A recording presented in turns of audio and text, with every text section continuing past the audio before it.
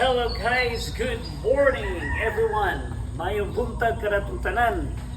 It's already Friday and today guys, we are so glad and happy to meet and welcome a day fresh and with full of vigor, energy.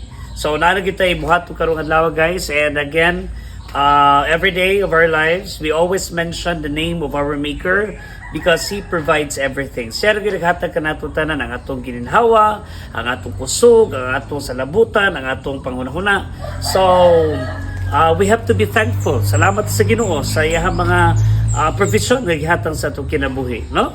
So, angay ginato siya pasalamatan. For today, we will discuss more about what's happening right now in the world. Guys, karong panahon na we need to be discernful. We need to first have a fact check. Mag-fact check ta. Usahay karon kanang kalibutan na turo daghang kay mga fake news, no? Na nanguliana pang fake news. Bisan asa madungog na to sa TV. Okay, advice na to sa atong mga kaisunan, like you guys.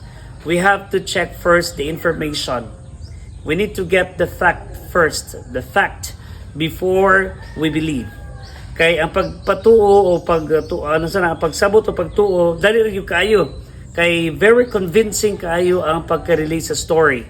But again, we need to check. We need to get the facts. Kay aron po dili ta ma-misinform. Ang problema na to, dali kay ta mo react no without thinking first or putting considerations and pros and cons or kanang other side of the coin. Kaya may makita nga, in every story there are two angles, no? Or two sides of the coin, good or bad. Ang pros and cons ko ang ginato na aron kinitanan once ato di siya makuha, mao ni makahatag nato og maayo nga desisyon, okay, or kanang pagtagtuo sa usa ka balita. Okay? Again, let me remind everyone, double check the information that you perceived, ang imong nakuha kay basig na sayop ka, basig ang gastorya ana gatumo-tumo lang. Then later on, usay ra ba nato mga Pilipino dali ra po kay ta maka-share og information ngadto sa uban, and later on na realize na nato ang kagubot.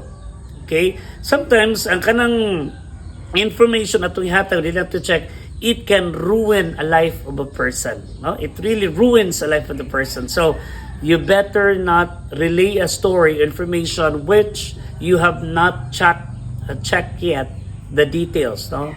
Wala pa facts, dili sa tinuod, nadungog lang nimo. So, maunay pinakarili nato, mamarites ta. Later on, na-realize nato, nagkagubot na ang tibuok kalibutan, nagubot na ang imong silingan, nagubot na ang tibuok community because of the wrong information that was passed on from one person, katotohanan, misinformed, and then gipass on po sa imo.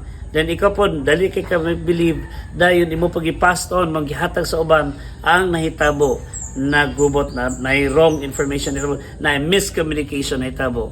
Okay? So that's gonna be our sharing for today.